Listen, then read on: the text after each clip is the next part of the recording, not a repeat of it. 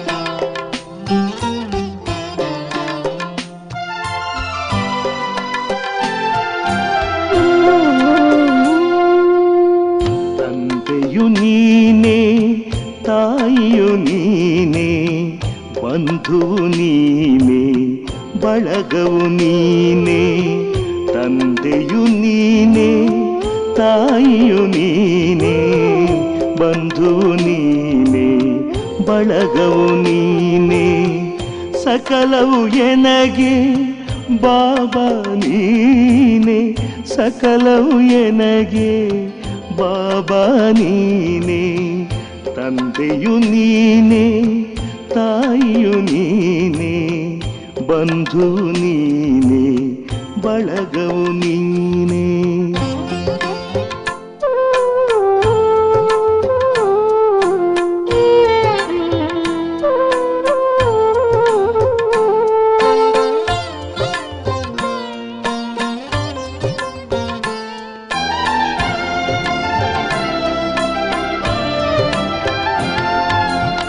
ಸಿರಿಯು ನೀನೆ ಸಂಪದ ನೀನೆ ಹಿರಿಮೆ ನೀನೆ ಗರಿಮೆ ನೀನೆ ಸಿರಿಯು ನೀನೆ ಸಂಪದ ನೀನೆ ಹಿರಿಮೆ ನೀನೆ ಗರಿಮೆ ನೀನೆ ಸಕಲವು ಎನಗೆ ಬಾಬಾ ನೀನೆ ಸಕಲವು ಎನಗೆ ಬಾಬಾ ನೀನೆ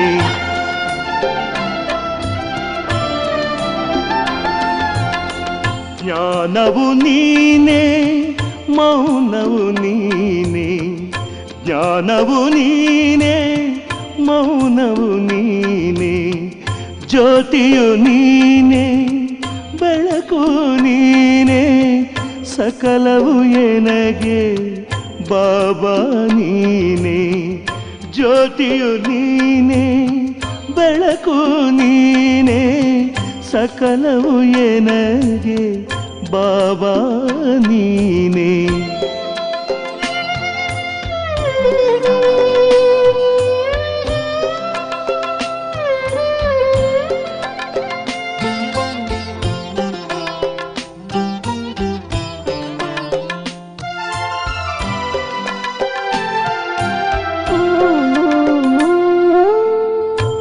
ರತ್ನವು ನೀನೇ, ಮುತ್ತು ನೀನೇ, ಕರ್ತುವು ನೀನೇ, ಧಾತೃವು ನೀನೇ. ರತ್ನವು ನೀನೇ, ಮುತ್ತು ನೀನೇ, ಕರ್ತುವು ನೀನೇ, ಧಾತೃವು ನೀನೇ. ಸಕಲವು ಎನಗೆ ಬಾಬಾ ನೀನೇ, ಸಕಲವು ಎನಗೆ ಬಾಬಾ ನೀನೇ.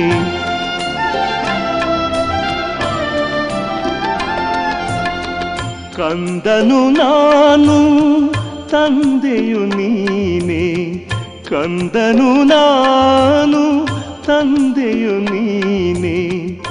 ಅಂಧನು ನಾನು, ಬಂಧನ ಬಿಡಿಸುವ ಗುರುವು ನೀನೇ, ವರವು ನೀನೇ.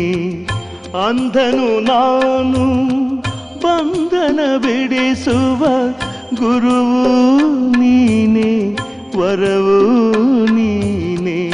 ತಂದೆಯು ನೀನೇ, ತಾಯಿಯು ನೀನೇ, ಬಂಧುವು ನೀನೇ, ಬಳಗವು ನೀನೇ. ತಂದೆಯು ನೀನೇ, ತಾಯಿಯು ನೀನೇ, ಬಂಧುವು ನೀನೇ, ಬಳಗವು ನೀನೇ. ಸಕಲವು ಎನಗೆ ಬಾಬಾ ನೀನೇ, ಸಕಲವು ಎನಗೆ ಬಾಬಾ ನೀನೇ, ಸಕಲವು ಎನಗೆ ಬಾಬಾ ನೀನೇ, ಸಕಲವು ಎನಗೆ ಬಾಬಾ ನೀನೇ.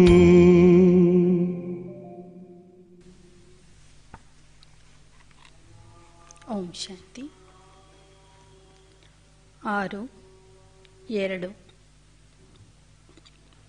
6/2/69 ಇಸ್ವಿಯ ಅವ್ಯಕ್ತ ಮಹಾವಾಕ್ಯಗಳು.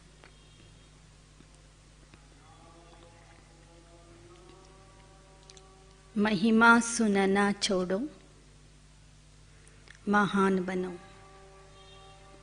महिमे ಕೇಳುವುದನ್ನು ಬಿಡಿ, महान आगिरी. सभी याद की यात्रा में बैठे हो. पढ़ाई का सार तो समझ में आ गया. उस सार को जीवन में लाकर दुनिया को वह राज सुनाना है. ಎಲ್ಲರೂ ನೆನಪಿನ ಯಾತ್ರೆಯಲ್ಲಿ ಕುಳಿತಿದ್ದೀರಾ. ಶಿಕ್ಷಣದ ಸಾರ ನಿಮಗೆ ಅರ್ಥ ಆಗಿದೆ. ಆ ಸಾರವನ್ನು ಜೀವನದಲ್ಲಿ ತಂದು ಇಡೀ ಪ್ರಪಂಚಕ್ಕೆ ಅದರ ರಹಸ್ಯವನ್ನು ತಿಳಿಸಿಕೊಡಿ. रचयिता और रचना की नॉलेज को तो समझ गए हो. ರಚಯಿತ ಮತ್ತು ರಚನೆಯ ಜ್ಞಾನವನ್ನು ಈಗಾಗಲೇ ತಿಳ್ಕೊಂಡಿದ್ದೀರಿ. सुना तो बहुत है, लेकिन अब जो सुना है वह स्वरूप बन के सभी को दिखाना है.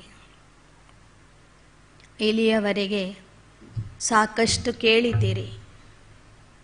ಆದರೆ ಈಗ ಕೇಳಿದ್ದನ್ನು ಸ್ವರೂಪದಲ್ಲಿ ತಂದು ತೋರಿಸಬೇಕು, ಅಥವಾ ಅದರ ಸ್ವರೂಪ ಆಗಿ ತೋರಿಸಬೇಕು. कैसे दिखाएंगे? आपकी हर चलन से बाप और दादा के चरित्र नजर आवे. आपकी आँखों में उसी बाप को देखे. ಹೇಗೆ ತೋರಿಸ್ತೀರಾ? ನಿಮ್ಮ ಚಲನೆಯಿಂದ, ಕರ್ಮಗಳಿಂದ ಬಾಪ್ ದಾದಾರವರ ಚರಿತ್ರೆ ಕಾಣಿಸಬೇಕು. ನಿಮ್ಮ ಕಣ್ಣುಗಳಲ್ಲಿ ಜನರಿಗೆ ತಂದೆಯ ಸಾಕ್ಷಾತ್ಕಾರ ಆಗಬೇಕು. ತಂದೆಯ ಚಿತ್ರನೇ ಕಾಣಿಸಬೇಕು. आपकी वाणी से उन्हीं की नॉलेज को सुने. ನಿಮ್ಮ ವಾಣಿಯಿಂದ ಜನ परमात्मन ज्ञानवन्न केळलि। हर चलन में हर चरित्र समाया हुआ होना चाहिए। ನಿಮ್ಮ ಪ್ರತಿಯೊಂದು ಚಲನೆಯಲ್ಲಿ ತಂದೆಯ ಚರಿತ್ರೆ ಸಮಾವೇಶ ಆಗಿರಬೇಕು। सिर्फ बाप के चरित्र नहीं, लेकिन बाप के चरित्र देख बच्चे भी चरित्रवान बन जाए। आपके चित्र में उसी अलौकिक चित्र को देखें।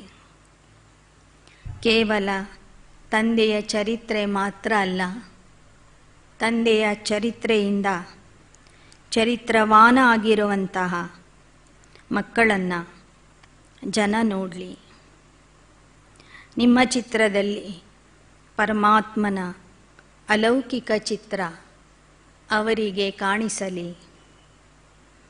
आपके व्यक्त रूप में अव्यक्त मूर्त नजर आवे। ನಿಮ್ಮ ವ್ಯಕ್ತ ರೂಪದಲ್ಲಿ ಅವ್ಯಕ್ತ ಮೂರ್ತಿಯಾದಂತಹ ತಂದೆ ಕಾಣಿಸಬೇಕು। ऐसा पुरुषार्थ करके जो बाप दादा ने मेहनत की है उसका फलस्वरूप दिखाना है। ಇಂತಹ ಪುರುಷಾರ್ಥ ಮಾಡಿ ಬಾಪ್ ದಾದಾರವರು ನಿಮ್ಮ ಸಲುವಾಗಿ ಏನೆಲ್ಲ ಪರಿಶ್ರಮ ಪಟ್ಟಿದ್ದಾರೆ ಅದರ ಫಲವನ್ನು ನಿಮ್ಮ ಸ್ವರೂಪದ ಮೂಲಕ ತೋರಿಸಬೇಕು। जैसे अज्ञान काल में कोई कोई बच्चों में जैसे बाप ही नजर आता है, उनके बोलचाल से अनुभव होता जैसे कि बाप है। ಲೌಕಿಕದಲ್ಲಿ ಅಥವಾ ಅಜ್ಞಾನ ಕಾಲದಲ್ಲಿ ಕೆಲವು ಮಕ್ಕಳನ್ನು ನೋಡಿದರೆ ಆ ಮಕ್ಕಳ ಮೂಲಕನೇ ಜನ ಅವರ ತಂದೆಯನ್ನು ಗುರುತಿಸ್ತಾರೆ। ನೀವಿಂಥವ್ರ ಮಕ್ಕಳು ಅಂತ ಕೇಳಿಬಿಡ್ತಾರೆ। ಯಾಕೆ ಎಂದರೆ ತಂದೆಯ ಗುಣ, ತಂದೆಯ ಮುಖಚರ್ಯೆ, ತಂದೆಯ ಸ್ವಭಾವ, ತಂದೆಯ ನಡೆ ನುಡಿ ಆ ಮಕ್ಕಳಲ್ಲಿ ಬಂದಿರ್ತದೆ। उनके बोल चाल से अनुभव होता है जैसे कि बाप है। ಲೌಕಿಕದಲ್ಲೂ ಸಹ ಕೆಲವು ಮಕ್ಕಳ ಚಲನೆ ವಲನೆಯಿಂದ, ಸ್ವಭಾವ ಸಂಸ್ಕಾರದಿಂದ ಇಂಥವರ ಮಗ ಅನ್ನೋದು ಜನರಿಗೆ ಗೊತ್ತಾಗ್ತದೆ। ತಂದೆಯ ಮೂಲಕ, ಮಕ್ಕಳ ಮೂಲಕ ತಂದೆಯ ಪ್ರತ್ಯಕ್ಷತೆ ಆಗ್ತದೆ। इसी रीति से जो अनन्य बच्चे, उन एक एक बच्चे द्वारा बाप के गुण प्रत्यक्ष होने चाहिए और होंगे। ಅದೇ ಥರ ಇಲ್ಲಿಯೂ ಸಹ ಯಾರು ಅನನ್ಯ ಮಕ್ಕಳಿದ್ದಾರೆ ಅವರ ಮೂಲಕ, ಅವರ ಗುಣದ ಮೂಲಕ ತಂದೆಯ ಪ್ರತ್ಯಕ್ಷತೆ ಆಗಬೇಕು ಮತ್ತು ಹಾಗೇ ಆಗ್ತದೆ। कैसे होंगे, उसका मुख्य प्रयत्न क्या है? ಮಕ್ಕಳ ಮೂಲಕ ತಂದೆಯ ಪ್ರತ್ಯಕ್ಷತೆ ಹೇಗೆ ಆಗುವುದು? ಅದರ ಮುಖ್ಯ ಪ್ರಯತ್ನ ಏನಾಗಿದೆ? मुख्य बात यही है जो साकार रूप में भी सुनाई कि याद की यात्रा और अव्यक्त स्थिति में स्थित होकर हर कर्म करना। मुख्य विषय ಸಾಕಾರದಲ್ಲಿ ಇದ್ದಾಗಲೂ ಸಹ ಶಿವಬಾಬಾ ಹೇಳ್ತಾ ಇದ್ರು, ಬ್ರಹ್ಮ ಬಾಬಾ ಸಾಕಾರದಲ್ಲಿ ಇದ್ದಾಗಲೂ ಸಹ ಹೇಳ್ತಾ ಇದ್ರು, ತಂದೆಯನ್ನು ಪ್ರತ್ಯಕ್ಷ ಮಾಡಬೇಕಾದರೆ ಮುಖ್ಯವಾಗಿ ನೆನಪಿನ ಯಾತ್ರೆ ಬೇಕು, ನೆನಪಿನ ಯಾತ್ರೆಯ ಅಭ್ಯಾಸ ಬೇಕು, ಜೊತೆಗೆ ಅವ್ಯಕ್ತ ಸ್ಥಿತಿಯಲ್ಲಿ ಇದ್ದು ಕರ್ಮ ಮಾಡುವಂತಹ ಅಭ್ಯಾಸನೂ ಬೇಕು। ಒಂದು ನೆನಪಿನ ಯಾತ್ರೆ, ಎರಡನೇದು ಅವ್ಯಕ್ತ ಸ್ಥಿತಿಯಲ್ಲಿ ಇದ್ದು ಕರ್ಮ ಮಾಡುವುದು. ಈ ಎರಡು ಮುಖ್ಯ ವಿಷಯಗಳು ಅಥವಾ ಧಾರಣೆಗಳು ಬೇಕು ಅಂತ ಬಾಬಾ ಹೇಳಿದರು. ಅಬ್ ತೋ ಬಚ್ಚೋಂ ಕೋ ಬಹುತ್ ಸಾಮ್ನಾ ಕರ್ನಾ ಹೈ. ಇನ್ನು ಮುಂದೆ ನೀವು ಬಹಳ ರೀತಿಯಿಂದ ಎದುರಿಸಬೇಕಾಗ್ತದೆ. ಲೇಕಿನ್ ಸಮರ್ಥ ಸಾಥ್ ಹೈ, ಇಸ್ಲಿಯೇ ಕೋಯಿ ಮುಷ್ಕಿಲ್ ನಹಿ. ಆದರೆ ಸಮರ್ಥ ತಂದೆ, ಸರ್ವಶಕ್ತಿವಂತ ತಂದೆ ಜೊತೆಗೆ ಇರೋದ್ರಿಂದ ಎದುರಿಸುವುದು ನಿಮಗೆ ಕಷ್ಟ ಆಗೋದಿಲ್ಲ. ಅದೇನು ಅಂಥ ಕಷ್ಟದ ವಿಷಯ ಅಲ್ಲ. सिर्फ एक बात सभी को ध्यान में रखनी है कि सामना करने के लिए बीच में रुकावट भी आएगी. ಆದರೆ ಎಲ್ಲರೂ ಒಂದು ವಿಷಯವನ್ನು ಗಮನದಲ್ಲಿ ಇಟ್ಕೋಬೇಕು. ನೀವು ಎದುರಿಸುವಾಗ ಕೆಲವು ಮಾತುಗಳು ಅಡೆತಡೆಯ ರೂಪದಲ್ಲಿ ಬರುವವು. सामना करने में रुकावट कौन सी आएगी मालूम है? ಪರಿಸ್ಥಿತಿಯನ್ನು ಎದುರಿಸುವಾಗ ಯಾವ ಅಡೆತಡೆ ಬರಬಹುದು ಅಥವಾ ಬರುವುದು ಅಂತ ನಿಮಗೆ ಗೊತ್ತಿದೆಯೇ? ದೇಹ ಅಭಿಮಾನ. ದೇಹ ಅಭಿಮಾನ ತೋ ಏಕ ಮೂಲ ಬಾತೆ. ಆಗ ಅಲ್ಲಿ ಇರ್ತಕ್ಕಂತಹ ಮಕ್ಕಳು ಹೇಳಿದರು, ಎದುರಿಸುವಂತಹ ಸಮಯದಲ್ಲಿ ಅಡೆತಡೆಯ ರೂಪದಲ್ಲಿ ಬರುವಂಥ ವಿಘ್ನ ಅಂದ್ರೇ ದೇಹ ಅಭಿಮಾನ ಅಂತ ಹೇಳಿ. ಬಾಬಾ ಹೇಳ್ತಿದ್ದಾರೆ, ದೇಹ ಅಭಿಮಾನ ಅಂತೂ ಮೂಲ ವಿಷಯ ಆಗಿದೆ. ಲೇಕಿನ್ सामना करने के लिए बीच में ಕಾಮನಾ ವಿಘ್ನ ಡಾಲಿ. ದೇಹಾಭಿಮಾನ ಅಂತೂ ಮೊದಲನೇ ಸ್ಟೇಜಲ್ಲಿ ಬರುವಂಥ ವಿಘ್ನ, ಮೊದಲನೇ ಕ್ಲಾಸಲ್ಲಿ ಬರುವಂಥ ವಿಘ್ನ. ಅದನ್ನು ದಾಟ್ಕೊಂಡು ಬಂದುಬಿಟ್ಟಿದ್ದೀರಿ ಆಗಲೇ.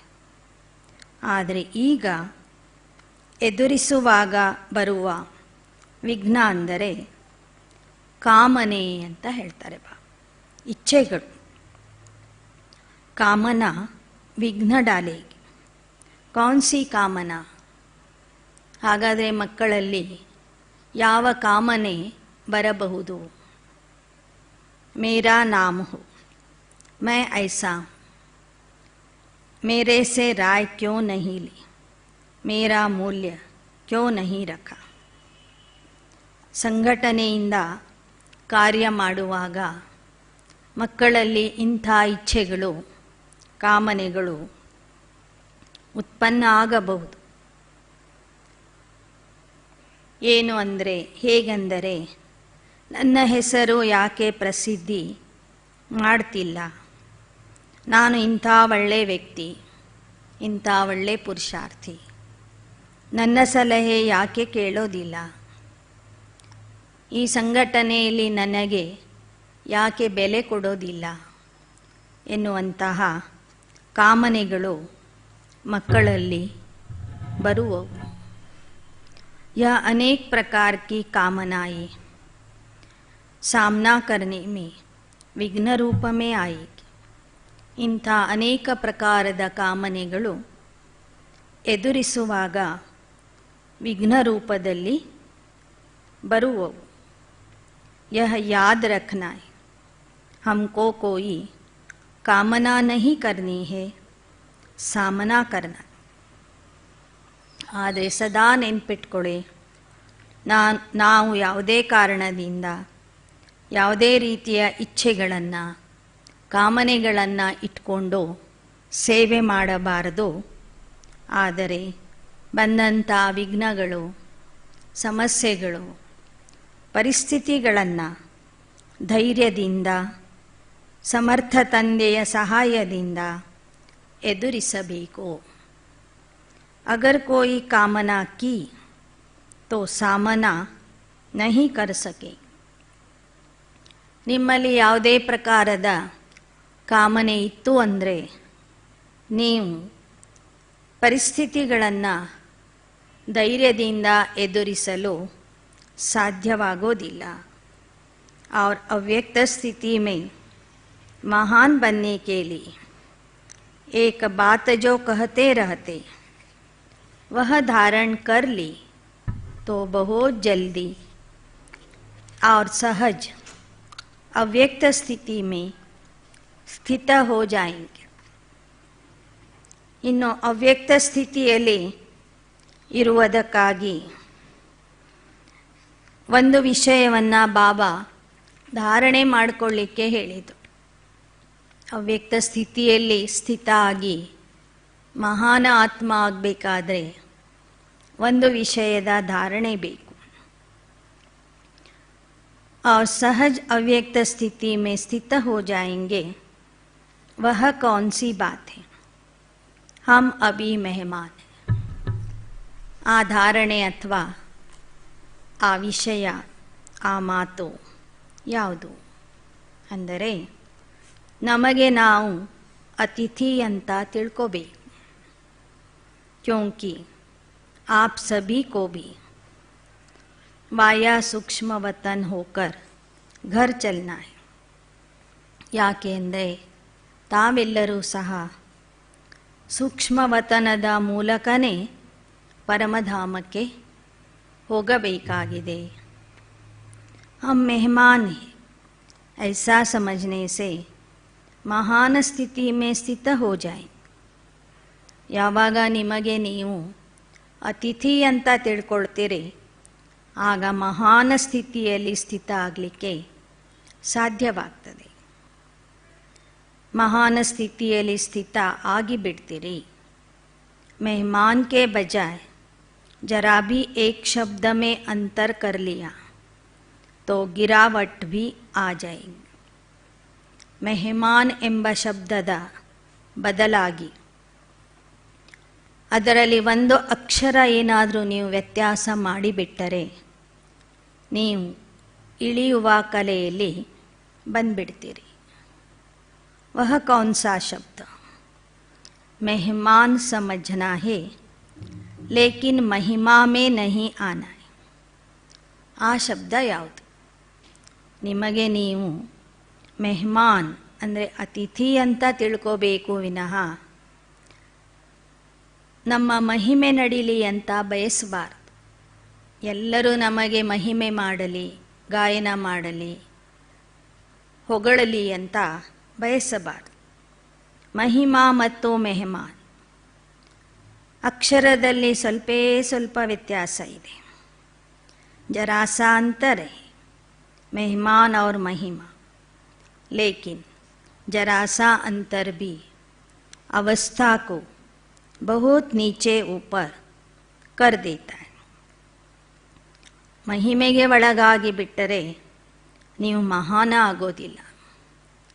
ಮಹಿಮೆ ಮತ್ತು ಮೆಹಮಾನ್ ಈ ಎರಡು ಶಬ್ದಗಳಲ್ಲಿ ಸ್ವಲ್ಪ ವ್ಯತ್ಯಾಸ ಇದೆ. ವ್ಯತ್ಯಾಸ ಸ್ವಲ್ಪನೇ ಇದ್ದರೂ ಸಹ ಅವಸ್ಥೆಯಲ್ಲಿ ಮಾತ್ರ ಬಹಳ ಏರುಪೇರು ಆಗಿಬಿಡುವುದು. ಮೆಹಮಾನ್ ಬದಲಿ ಮಹಿಮೆಯನ್ನು ನೀವು ಬಯಸಿದರೆ ಸ್ಥಿತಿಯಲ್ಲಿ ಏನಾಗುವುದು? ಬಹಳ ಏರುಪೇರು ಆಗಬಹುದು. तुम सभी को ज्ञान कौन सा देते? त्रिमूर्ति का. ನೀವೆಲ್ಲರಿಗೂ ಯಾವ ಜ್ಞಾನ ತಿಳಿಸ್ತೀರಿ? त्रिमूर्तिಯ ज्ञान. जैसे त्रिमूर्ति का ज्ञान औरों को देते हो वैसे अपने पास भी 3 बातों का ज्ञान रखना है. ಹೇಗೆ ತ್ರಿಮೂರ್ತಿಯ ಜ್ಞಾನ ಜನರಿಗೆ ತಿಳಿಸ್ತೀರಿ ಹಾಗೆ 3 ವಿಷಯಗಳ ಜ್ಞಾನ ಸದಾ ನಿಮ್ಮ ಬುದ್ಧಿಯಲ್ಲಿ ಇರಬೇಕು. 3 बातें छोड़ो, 3 बातें धारण करो. 3 ವಿಷಯಗಳನ್ನು ತ್ಯಾಗ ಮಾಡಿರಿ, 3 ವಿಷಯಗಳನ್ನು धारणे ಮಾಡ್ಕೊಳ್ಳಿ. जब यह 3 बातें छोड़ेंगे तब ही स्वरूप में स्थित होंगे, सर्विस में सफलता भी होगी. ಯಾವಾಗ ಈ 3 ವಿಷಯಗಳನ್ನು ಬಿಡ್ತೀರಿ ಆಗ ಬಾಬಾ ಹೇಳಿದ ಸ್ವರೂಪದಲ್ಲಿ ಸ್ಥಿತ ಆಗಲಿಕ್ಕೆ ಸಾಧ್ಯವಾಗ್ತದೆ ಮತ್ತು ನೀವು ಮಾಡುವಂಥ ಸೇವೆಯಲ್ಲಿ ನಿಮಗೆ सफलते सिग्तದೆ. बताओ कौन सी 3 बातें छोड़नी जो सर्विस में विघ्न डालती. ಹಾಗಾದರೆ ಹೇಳಿ, ಯಾವ 3 ವಿಷಯಗಳ ಕಾರಣದಿಂದ ಸೇವೆಯಲ್ಲಿ ವಿಘ್ನ ಬರ್ತಾ ಇದೆ? ಯಾವ 3 ಮಾತುಗಳನ್ನು ನೀವು ಬಿಡಬೇಕಾಗಿದೆ?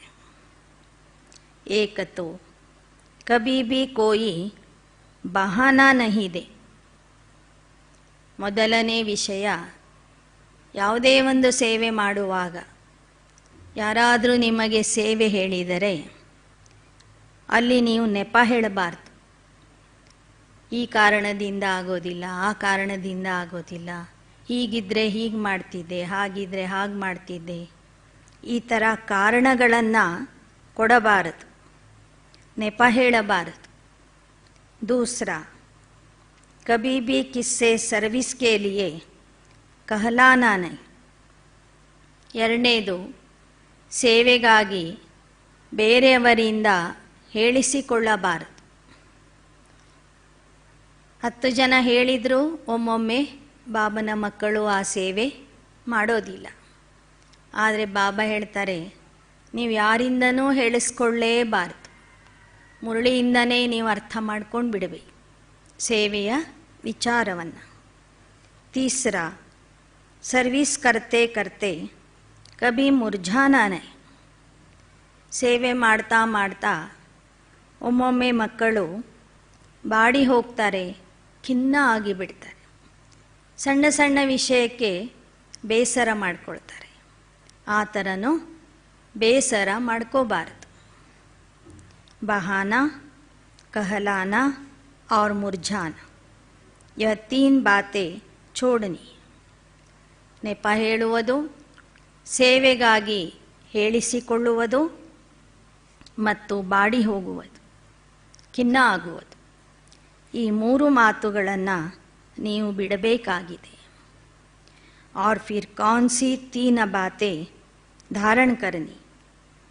ಹಾಗಾದರೆ ಸೇವೆಯಲ್ಲಿ ಸಫಲತೆಗಾಗಿ ಯಾವ 3 ವಿಷಯಗಳನ್ನು ನೀವು ಧಾರಣೆ ಮಾಡ್ಕೋಬೇಕು?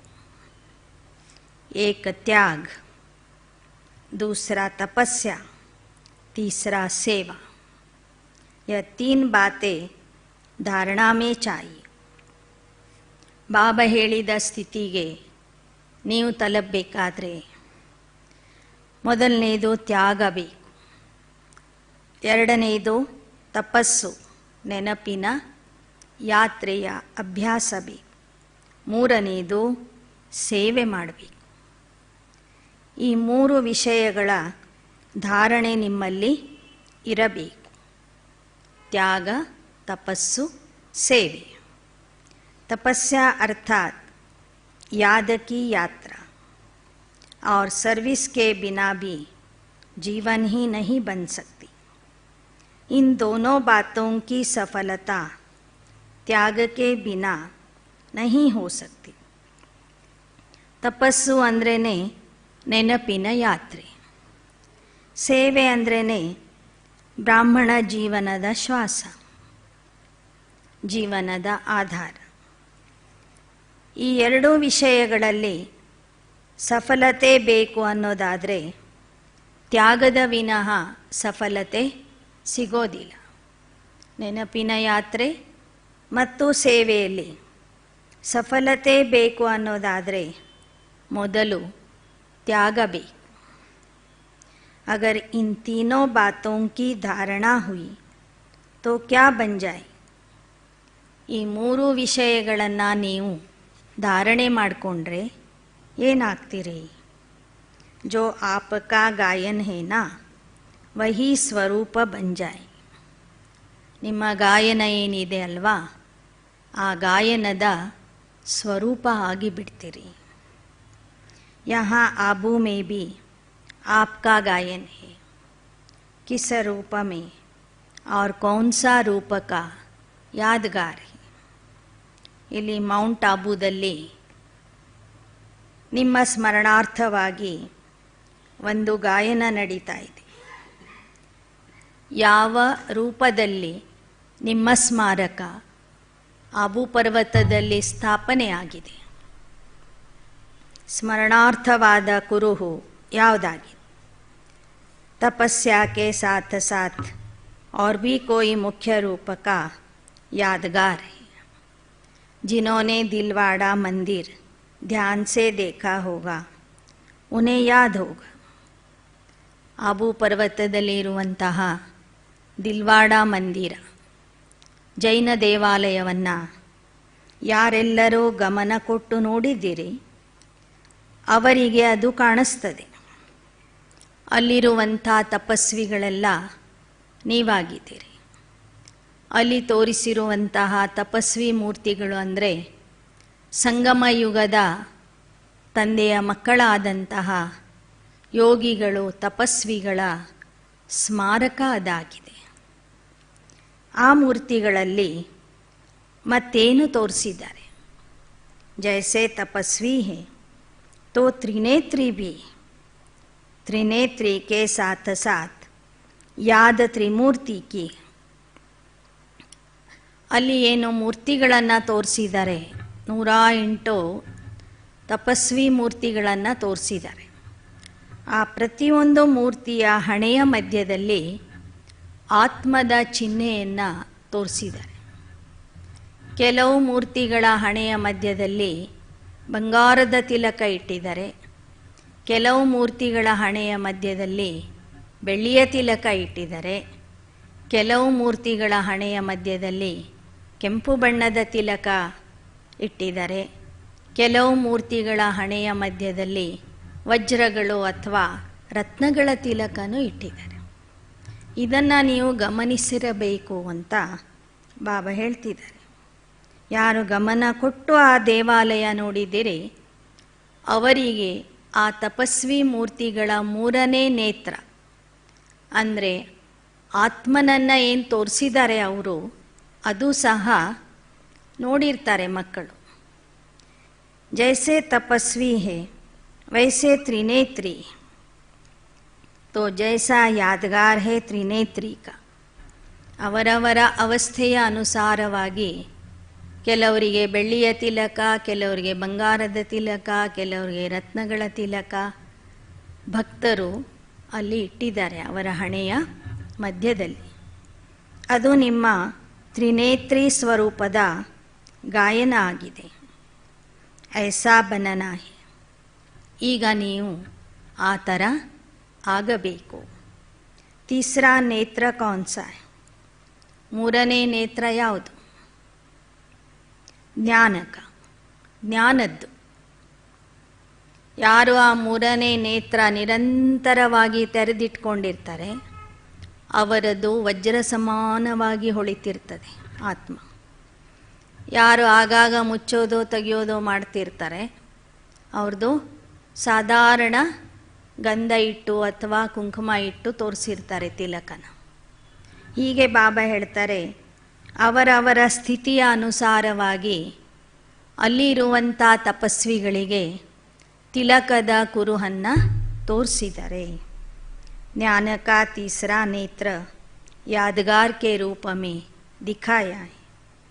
तपस्वी और त्रिनेत्री, तीसरा नेत्र कायम होगा तब ही तपस्वी बन सके. ಬಾಬಾ ಕೊಟ್ಟಿರುವಂತಹ ಜ್ಞಾನದ 3ನೇ ನೇತ್ರ ಯಾರು ನಿರಂತರವಾಗಿ ತೆರೆದಿಟ್ಕೊಳ್ತಾರೆ ಅವರಿಗೆ ಮಾತ್ರ ತಪಸ್ವಿಗಳು, ತ್ರಿನೇತ್ರಿಗಳು ಅಂತ ಹೇಳಲಾಗ್ತದೆ. ಅವರು ಮಾತ್ರ ನಿರಂತರ ತಪಸ್ವಿಯಾಗಲಿಕ್ಕೆ ಸಾಧ್ಯ. ಜ್ಞಾನ ಕಾ ನೇತ್ರ गायब हो जाता है तो तपस्या भी नहीं रह सकती. ಜ್ಞಾನದ ನೇತ್ರ ಯಾವಾಗ ಮುಚ್ಚಿ ಹೋಗ್ತದೆ, ಅದೃಶ್ಯ ಆಗ್ತದೆ, ಆಗ ತಪಸ್ಸು ಮಾಡಲಿಕ್ಕೆ ಆಗೋದಿಲ್ಲ. ಯಾಕೆಂದರೆ ನಾವು ಮಾಡುವಂಥ ಯೋಗ ಜ್ಞಾನದ ಆಧಾರದಿಂದ ನಾವು ಮಾಡ್ತಾ ಇದ್ದೀವಿ. ಜ್ಞಾನವೇ ನಮ್ಮ ಯೋಗಕ್ಕೆ ಆಧಾರ ಆಗಿದೆ. ಮೊದಲನೇದು ಆತ್ಮಜ್ಞಾನ, ಎರಡನೇದು ಪರಮಾತ್ಮನ ಜ್ಞಾನ, ಮೂರನೇದು ಮನೆಯ ಜ್ಞಾನ. ಈ ಜ್ಞಾನ ಇದ್ದರೆ ಮಾತ್ರ ನಾವು ಯೋಗ ಮಾಡಲಿಕ್ಕೆ ಸಾಧ್ಯವಾಗ್ತದೆ. तो अब त्रिमूर्ति शब्द को भी याद करके धारणा में चलेंगे तो वह बन जाएंगे जो शक्तियों का गायन है, जो प्रभाव है वह देखने में आएगा. अभी गुप्त है. ಈ ತ್ರಿಮೂರ್ತಿ ಶಬ್ದಗಳನ್ನು ಯಾರು ಧಾರಣೆ ಮಾಡ್ಕೊಳ್ತೀರಿ ಅವರು ಶಿವಶಕ್ತಿಯರಾಗ್ತೀರಿ. ಅವರ ಗಾಯನ ಶಿವಶಕ್ತಿಯರ ರೂಪದಲ್ಲಿ ನಡೀತದೆ. ಈಗ ಇನ್ನೂ ನೀವು ಗುಪ್ತವಾಗಿದ್ದೀರಿ ಅಂತ ಹೇಳ್ತಿದ್ದಾರೆ ಬಾಬಾ. अभी तक शक्तियाँ गुप्त क्यों हैं? क्योंकि अभी तक अपने स्वमान, अपनी सर्विस, अपनी श्रेष्ठताएं अपने से ही गुप्त है. ಇನ್ನೂವರೆಗೂ ನೀವೆಲ್ಲ ಶಿವಶಕ್ತಿಯರು ಯಾಕೆ ಪ್ರತ್ಯಕ್ಷ ಆಗಿಲ್ಲ? ಯಾಕೆ ಅಂದರೆ ನಿಮ್ಮಲ್ಲಿ ಇರುವ ಸ್ವಮಾನ, ನಿಮ್ಮ ಸೇವೆಯ ವಿಶೇಷತೆ, ನಿಮ್ಮ ಶ್ರೇಷ್ಠತೆ ಇನ್ನೂ ನಿಮಗೇ ಗೊತ್ತಾಗಿಲ್ಲ. ನಿಮ್ಮಲ್ಲಿನೇ ಅವು ಇನ್ನೂ ಗುಪ್ತವಾಗಿವೆ. ಅಪ್ನೆ ಸೇ ಹಿ ಗುಪ್ತ ಹೋನೆ ಕಾರಣ ಸೃಷ್ಟಿ ಸೇ ಭಿ ಗುಪ್ತ ಹೈ. ನಿಮ್ಮ ವಿಶೇಷತೆಗಳು, ನಿಮ್ಮ ಶ್ರೇಷ್ಠತೆಗಳು, ನಿಮ್ಮ ಸ್ವಮಾನ, ನಿಮ್ಮ ಸೇವೆ ನಿಮ್ಮಿಂದನೇ ಇನ್ನೂ ಗುಪ್ತವಾಗಿದೆ ಅಂದಾಗ ಸೃಷ್ಟಿಯಿಂದನೂ ಅದು ಗುಪ್ತವಾಗಿದೆ. जब अपने में प्रत्यक्षता आएगी तब सृष्टि में भी प्रत्यक्षता होगी.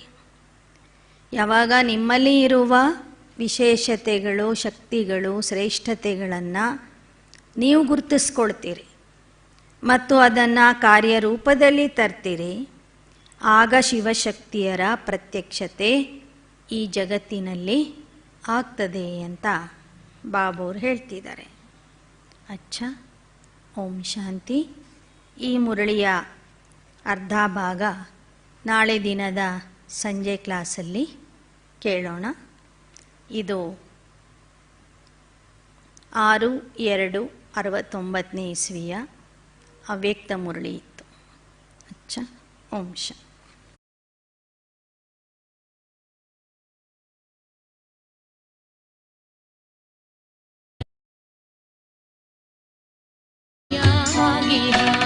ಸುಖ ಶಾಂತಿಗಳ ನೆಲೆಯಾಗಿಹ, ಜ್ಞಾನ ರತ್ನಗಳ ಗಣಿಯಾಗಿಹ, ಪವಿತ್ರತೆ ಜೀವನವಾಗಿ, ಪವಿತ್ರತೆಯ ಜೀವನವಾಗಿ ನೀಡುವ ನಮಗೆ ಕೊಡುಗೆಯಾಗಿ, ಕೊಡುಗೆಯಾಗಿ ಸತ್ಯಂ ಶಿವಂ ಸುಂದರಂ,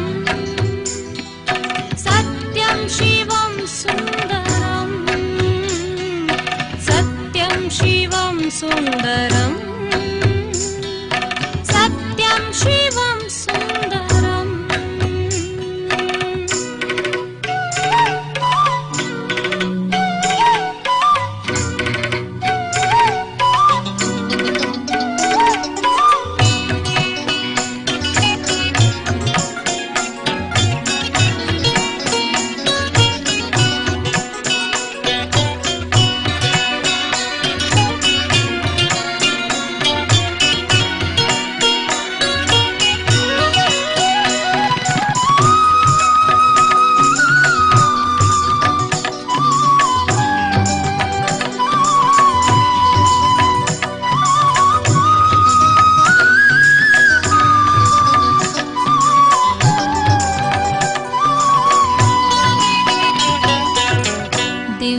ಗುಣಗಳ ಧಾರಣೆ ಮಾಡಿಸಿ ಗತಿ ಸದ್ಗತಿಯ ದಾರಿ ತೋರಿಸಿ, ದಿವ್ಯ ಗುಣಗಳ ಧಾರಣೆ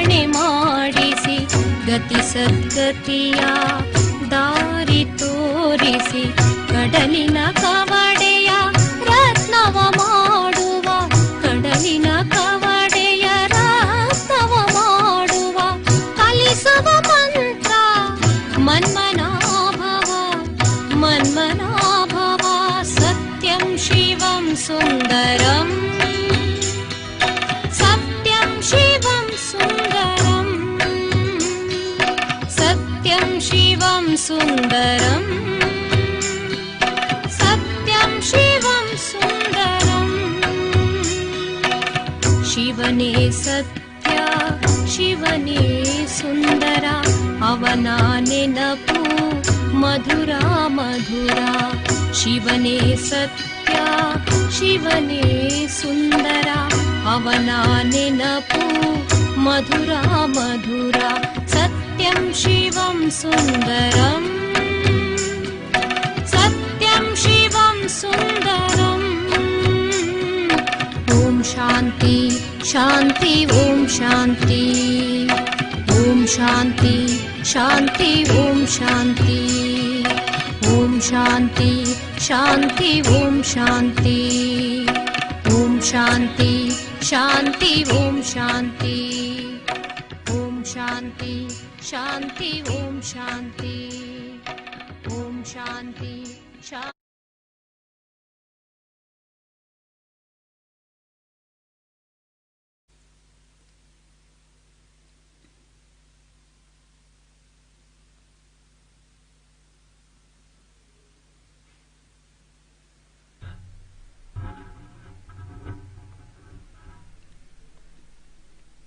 ಓಂ ಶಾಂತಿ. ಇಂದಿನ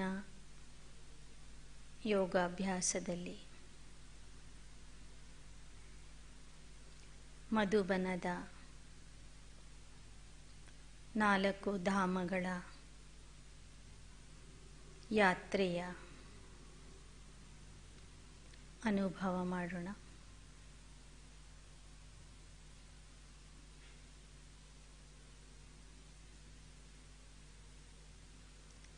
ನಾನು ಫರಿಷ್ಠ.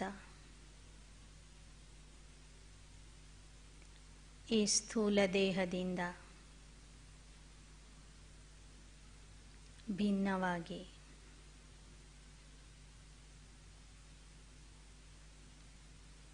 ನಿಧಾನಕ್ಕೆ ಹಾರುತ್ತಾ ಹಾರುತ್ತಾ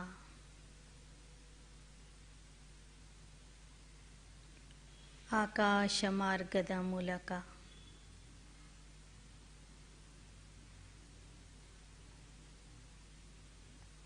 ಅರಾವಳಿ ಪರ್ವತದ ಮಧ್ಯದಲ್ಲಿರುವ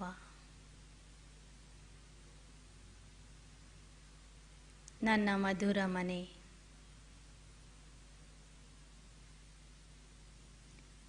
ಮಧುಬನಕ್ಕೆ ಹೋಗಿ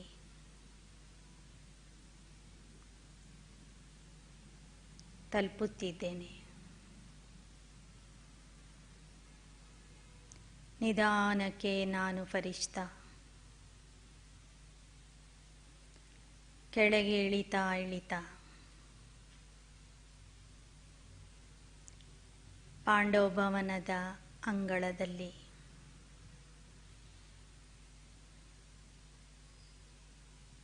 ನನ್ನ ಪಾದಗಳನ್ನು ಇಟ್ಟಿದ್ದೇನೆ.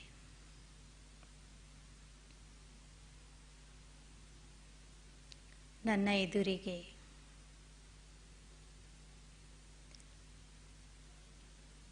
ಬ್ರಹ್ಮ ತಂದೆಯ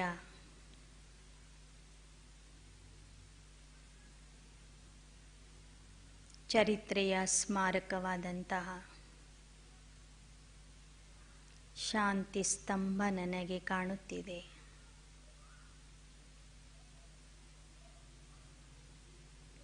ನಾನು ಆತ್ಮ, ನಾನು ಫರಿಷ್ಠ. ನಿಧಾನಕ್ಕೆ ಹೆಜ್ಜೆಗಳನ್ನು ಇಡುತ್ತಾ ಶಾಂತಿ ಸ್ತಂಭದ ಆವರಣದಲ್ಲಿ ಪ್ರವೇಶ ಮಾಡಿದ್ದೇನೆ.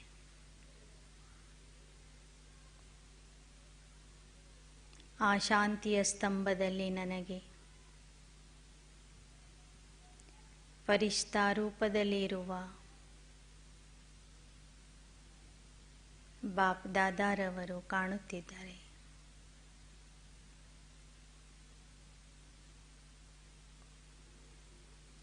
ಬೆಳಕಿನ ದೇಹಧಾರಿಯಾಗಿರುವಂತಹ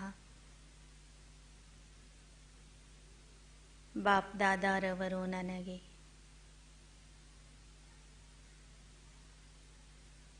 ತಮ್ಮ ಎರಡೂ ಬಾಹುಗಳನ್ನು ಚಾಚಿ ಸ್ವಾಗತ ಮಾಡುತ್ತಿದ್ದಾರೆ.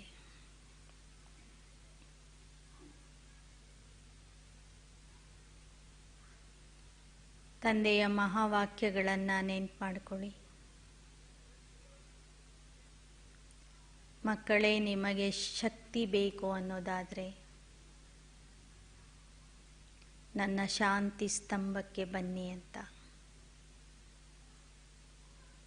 ಬಾಬಾ ಹೇಳಿದ್ದಾರೆ. ಹಾಗೆ ನಾನು ಈ ದಿನ ಶಾಂತಿ ಸ್ತಂಭದ ಹತ್ತಿರ ಬಂದು ಶಾಂತಿಯ ಶಕ್ತಿ, ಪವಿತ್ರತೆಯ ಶಕ್ತಿ, ಜ್ಞಾನದ ಶಕ್ತಿ ಮತ್ತು ಅಷ್ಟಶಕ್ತಿಗಳನ್ನು ತಂದೆಯ ಮೂಲಕ ಪಡೆದುಕೊಳ್ಳುತ್ತಿದ್ದೇನೆ. ಬಾಪ್ ದಾದಾ ನನ್ನ ಕೈ ಹಿಡಿದು ಶಾಂತಿ ಸ್ತಂಭದ ಸುತ್ತಲೂ ಪ್ರದಕ್ಷಿಣೆ ಹಾಕುತ್ತಿದ್ದಾರೆ.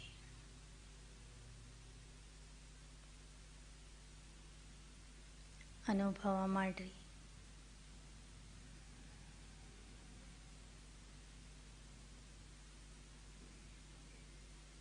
ಶಾಂತಿ ಸ್ತಂಭದ ಎಡಕ್ಕೆ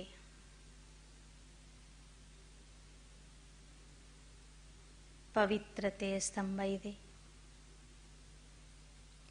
ಹಿಂದೆ ಶಕ್ತಿಯ ಸ್ತಂಭ ಇದೆ, ಬಲಕ್ಕೆ ಜ್ಞಾನದ ಸ್ತಂಭ ಇದೆ, ಮುಂದೆ ಶಾಂತಿಯ ಸ್ತಂಭ ಇದೆ. ಪ್ರದಕ್ಷಿಣೆ ಹಾಕುತ್ತಾ ಆ 4 ಶಕ್ತಿಗಳನ್ನು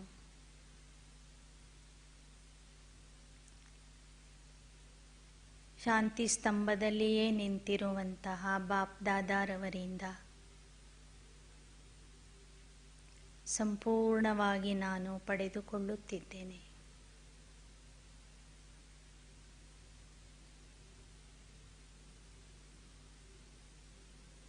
ಆತ್ಮ ನಾನು ಶಕ್ತಿಶಾಲಿ ಆಗುತ್ತಿದ್ದೇನೆ.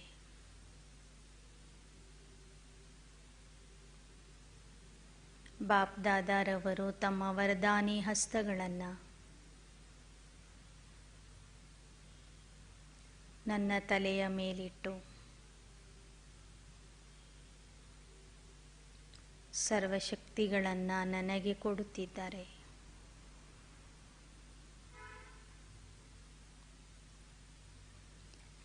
ಈಗ ನಾನು ಫರಿಷ್ಠಾ ರೂಪದಲ್ಲಿರುವ ಬಾಪ್ ದಾದಾರವರ ಕೈ ಹಿಡಿದು ಹಿಸ್ಟ್ರಿ ಹಾಲಿಗೆ ಬರುತ್ತಿದ್ದೇನೆ. ಹಿಸ್ಟ್ರಿ ಹಾಲಿಗೆ ಬರುತ್ತಿದ್ದಂತೆ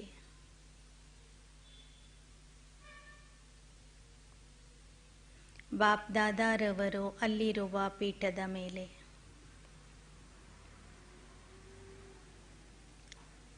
ಆಸೀನರಾಗಿದ್ದಾರೆ. ನಾನು ಅವರ ಮುಂದೆ ಮುಗ್ಧ ಮಗುವಾಗಿ, ಆದರ್ಶ ವಿದ್ಯಾರ್ಥಿಯಾಗಿ ಅವರ ಸನ್ಮುಖದಲ್ಲಿ ಕುಳಿತಿದ್ದೇನೆ. ಬಾಪ್ ದಾದಾರವರು ನನಗೆ ದೃಷ್ಟಿ ಕೊಡುತ್ತಿದ್ದಾರೆ.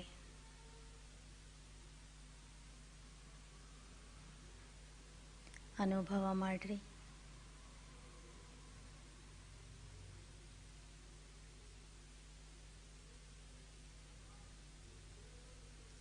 ಬಾಪ್ ದಾದಾರವರು ಈಗ ಮುರಳಿ ನುಡಿಸ್ತಾ ಇದ್ದಾರೆ.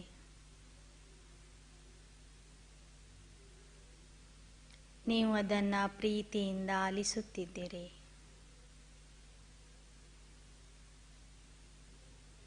ಬಾಪ್ ದಾದಾ ತಮ್ಮೆಲ್ಲರಿಗೂ ಯಾದ್ ಪ್ಯಾರ್ ನಮಸ್ತೆ ಹೇಳುತ್ತಿದ್ದಾರೆ.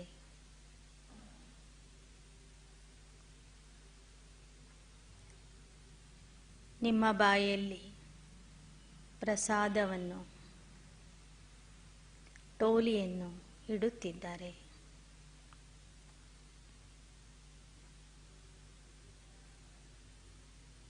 ಈಗ ಬಾಪ್ ದಾದಾರವರು ಆ ಪೀಠದಿಂದ ಎದ್ದು ನಿಮ್ಮ ಕೈ ಹಿಡಿದು ಇಡೀ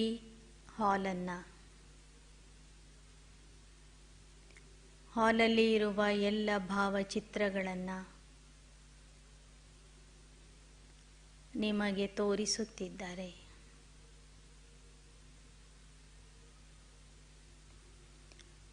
ಆ ಚಿತ್ರಗಳನ್ನು ನೋಡುತ್ತಾ ನೋಡುತ್ತಾ ನೀವು ಸಾಕಾರ ತಂದೆಯ ಜೊತೆಗಿನ ಅನುಭವ ಮಾಡುತ್ತಿದ್ದೀರಿ.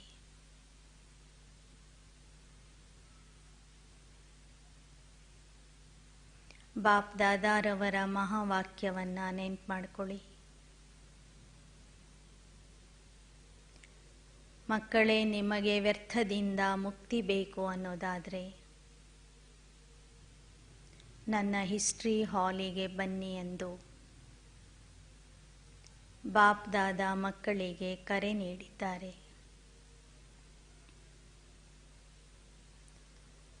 ವ್ಯರ್ಥ ಸಂಕಲ್ಪಗಳ ಬಿರುಗಾಳಿ ಎದ್ದಾಗ ಮನಬುದ್ಧಿಯ ಮೂಲಕ ನನ್ನ ಹಿಸ್ಟ್ರಿ ಹಾಲಿಗೆ ಬನ್ನಿರಿ. ನನ್ನ ಜೊತೆಗೆ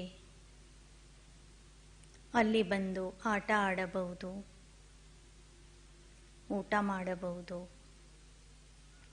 ಪಾಠ ಕೇಳಬಹುದು,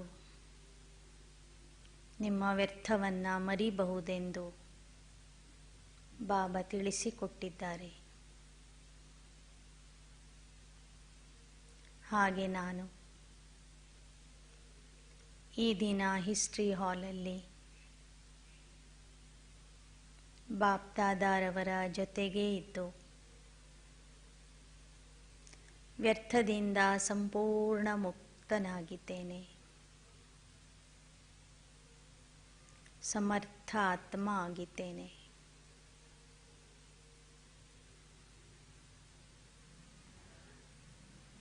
ತಂದೆಯ ಜೊತೆಗೇ ಇದ್ದೇನೆ.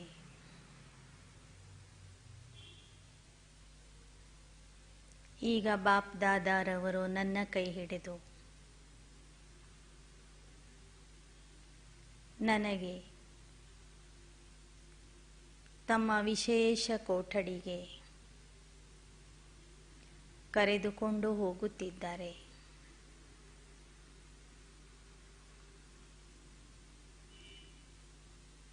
ಫರಿಷ್ಠಾ ಹೆಜ್ಜೆಗಳನ್ನು ಇಡುತ್ತಾ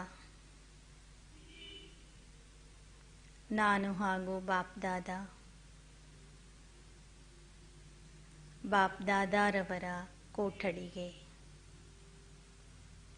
ಪ್ರವೇಶ ಮಾಡಿದ್ದೇವೆ. ಒಳಗೆ ಹೋಗುತ್ತಿದ್ದಂತೆ ಬಾಪ್ ದಾದಾರವರು ಅಲ್ಲಿರುವ ಟ್ರಾನ್ಸ್ಲೈಟ್ನಲ್ಲಿ ಹೋಗಿ ಸಮಾವೇಶ ಆಗಿಬಿಟ್ಟರು. ಈಗ ನಾನು ನನ್ನ ಸನ್ಮುಖದಲ್ಲಿ ಬಾಪ್ ದಾದಾರವರ ಟ್ರಾನ್ಸ್ಲೈಟ್ ನೋಡುತ್ತಿಲ್ಲ, ಆದರೆ ಚೈತನ್ಯ ರೂಪದಲ್ಲಿ ಬಾಪ್ ದಾದಾರವರನ್ನು ನೋಡುತ್ತಿದ್ದೇನೆ.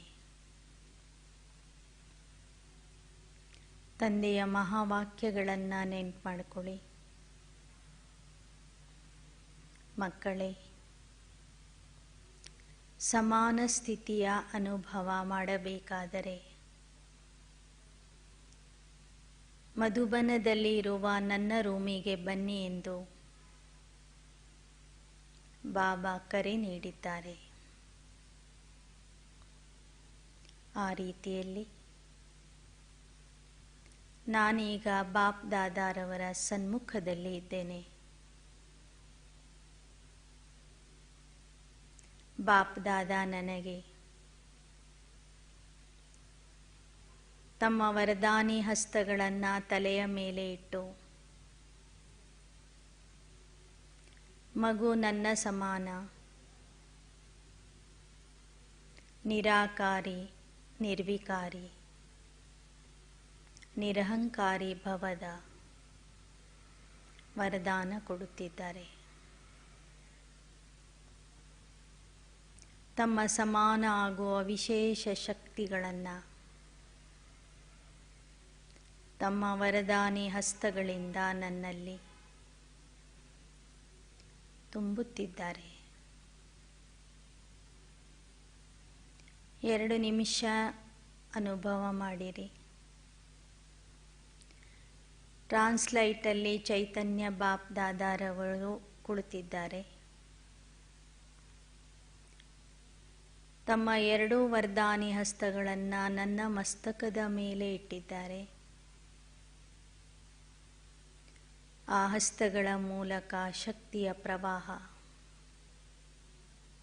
ನನ್ನಲ್ಲಿ ಬರುತ್ತಿದೆ.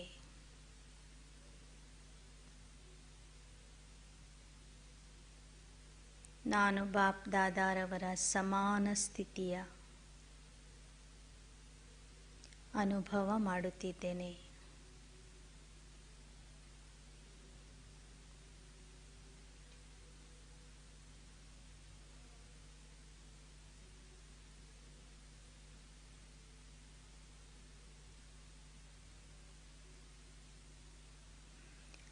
ಈಗ ಬಾಪ್ ದಾದಾರವರು ನನ್ನ ಕೈಯನ್ನು ಹಿಡಿದು ತಮ್ಮ ಕುಟೀರದ ಹತ್ತಿರ ಹೋಗುತ್ತಿದ್ದಾರೆ. ಕುಟೀರದ ಒಳಗೆ ಪ್ರವೇಶ ಮಾಡುತ್ತಿದ್ದಂತೆ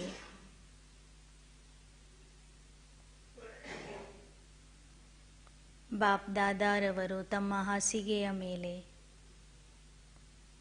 ಆಸೀನರಾಗಿದ್ದಾರೆ. ಬಾಪ್ ದಾದಾರವರ ಮಹಾವಾಕ್ಯವನ್ನು ನೆನ್ಪು ಮಾಡಿಕೊಳ್ಳಿ. ಮಕ್ಕಳೇ, ನಿಮ್ಮ ಮನಸ್ಸಿನ ಮಾತುಗಳನ್ನು, ನಿಮ್ಮ ಗುಪ್ತ ವಿಚಾರಗಳನ್ನು ಹೇಳಿ ಮನಸ್ಸನ್ನು ಹಗುರ ಮಾಡಿಕೊಳ್ಳುವುದಾದರೆ ನನ್ನ ಕುಟೀರಕ್ಕೆ ಬಂದು ನನ್ನ ಹತ್ತಿರ ಮುಕ್ತ ಮನಸ್ಸಿನಿಂದ ಮಾತನಾಡಿರಿ, ಮನಸ್ಸನ್ನು ಹಗುರ ಮಾಡಿಕೊಳ್ಳಿರಿ ಎಂದು ಬಾಪ್ ದಾದಾರವರು ಕರೆ ನೀಡಿದ್ದಾರೆ. ಈಗ ಬಾಪ್ ದಾದಾರವರ ಸನ್ಮುಖದಲ್ಲಿ ನೀವು ಕುಳಿತಿದ್ದೀರಿ. ನಿಮ್ಮ ಲೌಕಿಕ ಜೀವನ ಮತ್ತು ಅಲೌಕಿಕ ಜೀವನದಲ್ಲಿ ಮಾಡಿರುವ ಎಲ್ಲ ತಪ್ಪು ಒಪ್ಪುಗಳನ್ನು ತಂದೆಯ ಮುಂದೆ ಹೇಳಿಕೊಳ್ಳುತ್ತಿದ್ದೀರಿ. ನಿಧಾನಕ್ಕೆ ಹೇಳ್ತಾ ಹೋಗ್ರಿ. ನಿಮ್ಮ ಜೀವನ ಕಥೆಯನ್ನು ಬಾಪ್ ದಾದಾರವರಿಗೆ ತಿಳಿಸ್ತಾ ಹೋಗ್ರಿ.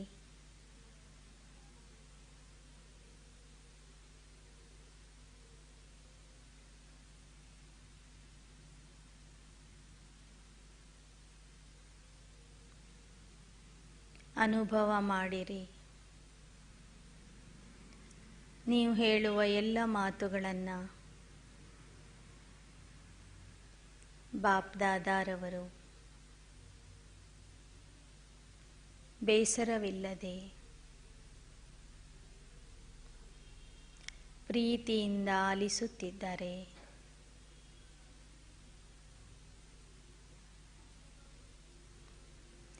ನೀವು ಮಾಡಿದ ಎಲ್ಲ ತಪ್ಪುಗಳನ್ನು ತಂದೆಗೆ ಒಪ್ಪಿಸಿ ತಂದೆಯಿಂದ ಕ್ಷಮೆ ಕೇಳಿರಿ.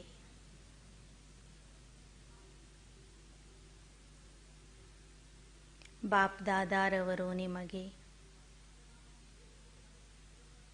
ವಿಶಾಲ ಹೃದಯದಿಂದ ಕ್ಷಮಿಸುತ್ತಿದ್ದಾರೆ.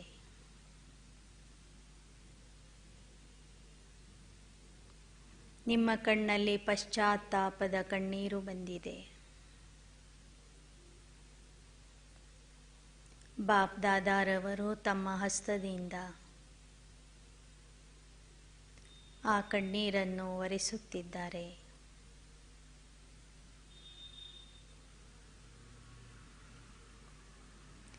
ಮಗು ಒಮ್ಮೆ ಮಾಡಿದ ತಪ್ಪನ್ನು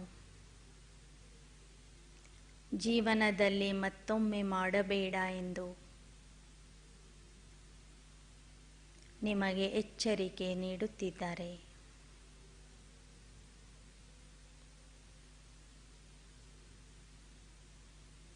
ನಾನು ನಿನಗೆ ಕ್ಷಮಿಸಿದ್ದೇನೆ.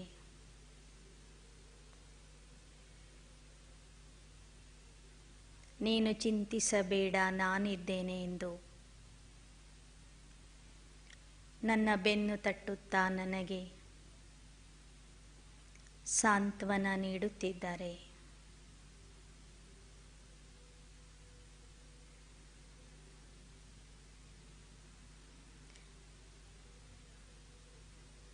ಎಲ್ಲ ಮಾತುಗಳನ್ನು ತಂದೆಗೆ ಒಪ್ಪಿಸಿ ನಾನು ಹಗೂರಾತ್ಮಾಗಿ ಬಾಪ್ ದಾದಾರವರಿಗೆ ಧನ್ಯವಾದಗಳನ್ನು ಹೇಳುತ್ತಾ ಮತ್ತೆ ಫರಿಷ್ಠಾ ರೂಪದಲ್ಲಿ ಹಾರುತ್ತಾ ಹಾರುತ್ತಾ ನನ್ನ ಸಾಕಾರ ದೇಹದಲ್ಲಿ ಪ್ರವೇಶಿಸುತ್ತಿದ್ದೇನೆ. ಈಗ ನಾನು ಹಣೆಯ ಮಧ್ಯದಲ್ಲಿರುವ ಪವಿತ್ರ ಆತ್ಮ, 4 ಧಾಮಗಳ ಯಾತ್ರೆ ಮಾಡಿಕೊಂಡು ಬಂದಿರುವಂತಹ ಪುಣ್ಯಾತ್ಮ ನಾನು. ಬಾಪ್ ದಾದಾರವರಿಂದ ಶಕ್ತಿ,